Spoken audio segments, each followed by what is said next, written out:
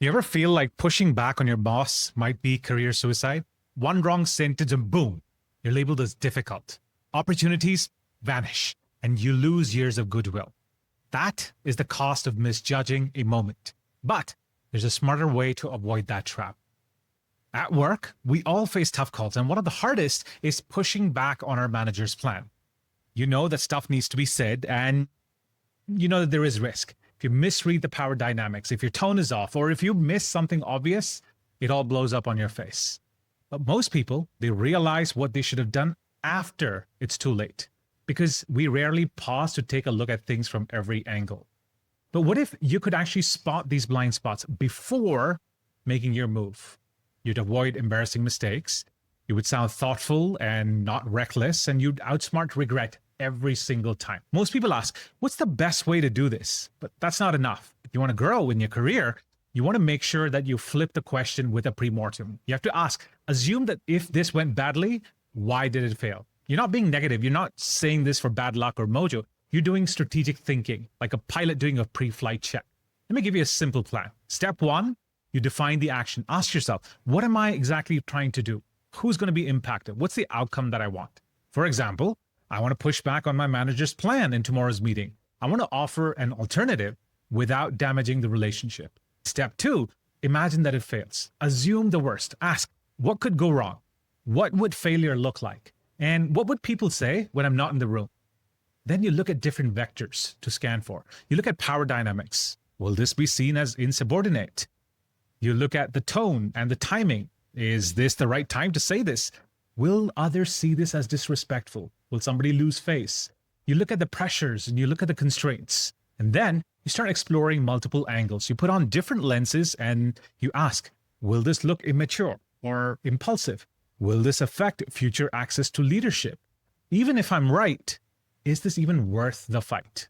And finally, you ask about the outcome. Can I win this argument but not lose long-term support? And based on all of this, you want to adjust the plan. Now that you have the risk, you can make these adjustments by rephrasing what you say, asking questions, delaying the conversation, bring in somebody else to help. You see, this is how smart people reduce risk before they make moves. All right, enough theory. Let's look at an example. First off, I've gone with the same situation where I want to push back on my manager's plan in a meeting tomorrow. And I want to do it in a way that doesn't damage the relationship. So we know that the pre-mortem process is a 4-step thing. We scan for failure, check for power dynamics and tone, check with lenses, and then we collect all of those insights. When we apply it to the prompt, we're going to be using the factor framework. Function, we're saying communication specialist. I've described myself as a fictitious software engineer. The context, I've given the same thing as the situation. And the task, I've split it into the 4 steps that we have outlined earlier. And I've added this additional step of using an external lens of a senior leader to see if I can see things from a different perspective. Then I've specified that I want the output in a list and categorized according to the different steps that I've mentioned. Let's try running the prompt and see what happens. As you can see, I've run the prompt and I've got the answers in different clear sections. First, it gives me 5 different reasons as to why the plan might fail.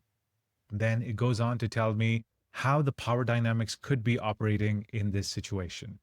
It's also giving me different ways of framing and the right sort of tone that I can use to approach this sensitive issue with my manager. It's also highlighting different things that could potentially go wrong, right? I can tag this difficult, trust goes off, tension builds in the team. It's also giving me how a senior leader would approach this. And this is very important because it's going to help me understand how to think for the job that I want. And then it gives me a collection of insights that I can keep in mind when I'm approaching this. So once I have this information, my next step would be to then think through these things and modify my approach instead of just directly confronting them.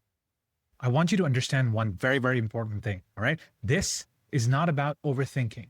This is about thinking clearly. This is what the people at the top, the leaders, the founders, the bosses, the managers, the people that you aspire to be, this is what they do instinctively.